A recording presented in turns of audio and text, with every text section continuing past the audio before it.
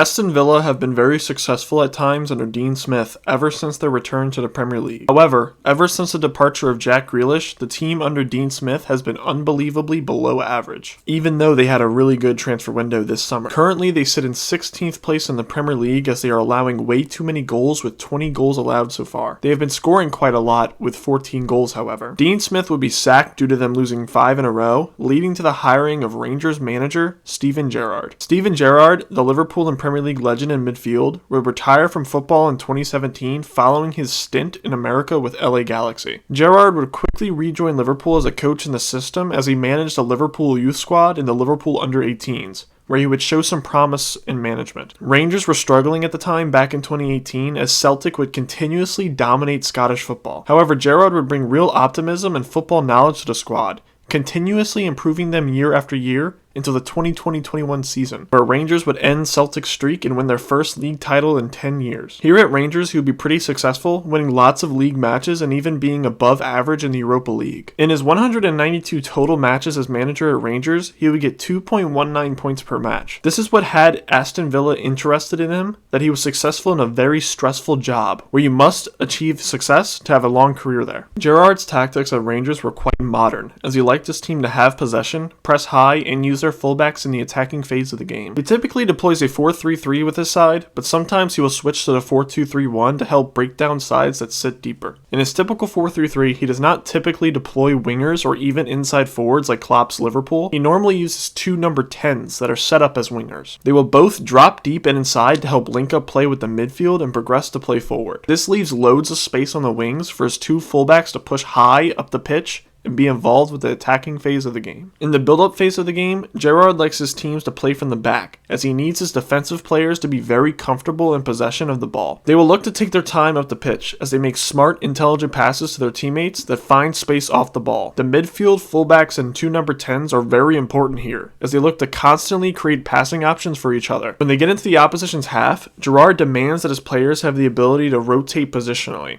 He wants his fullbacks, number 10s, and midfield to be able to circulate their positioning to cause the opposition problems marking players. In the opposition half, they look more like a 2-3-5 as the fullbacks are high up with the 2 wingers and center forward. The 3 midfielders sit outside the box to pick up any loose balls and help hold possession. The center forward is also someone on the pitch that has to be good on the ball, as the 2 number 10s and center forward look to play off of each other, with quick passes and runs at the opposition's backline that usually lead to goals. If teams play very tight in defense, Gerrard wants his output coming from the wings from his fullbacks. This is why James Tavernier was so good for him, as they look to play wide to play balls back inside of the box for scoring opportunities. In the defensive side of the game, Gerrard wants defensive solidity, so he does not have a very high and fast press. He wants his 4-3-3 to stay structured and move with the ball. The 3 forward players continually block passes to the opposition's midfield from the defenders, and when they pass wide to the fullback, they will jump quickly, looking to force a mistake. If the opposition breaks this defensive line, his midfield and defense will stay strong and structured, making them very hard to break down defensively. For this Villa side, I see him lining up in a 4-3-3 narrow with his 2 number 10s. Assuming everyone is healthy, I see him playing Martinez in goal,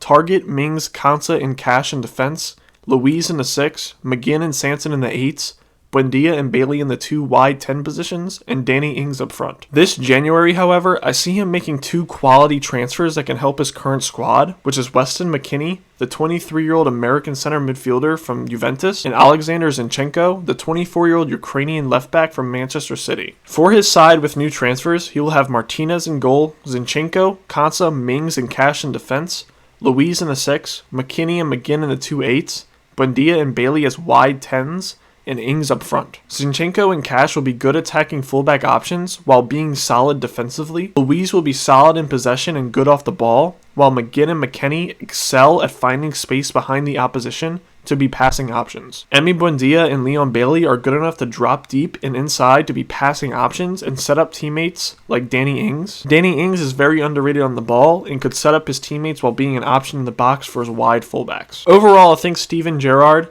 will bring great optimism to the side and maybe even help this team push into the top 10.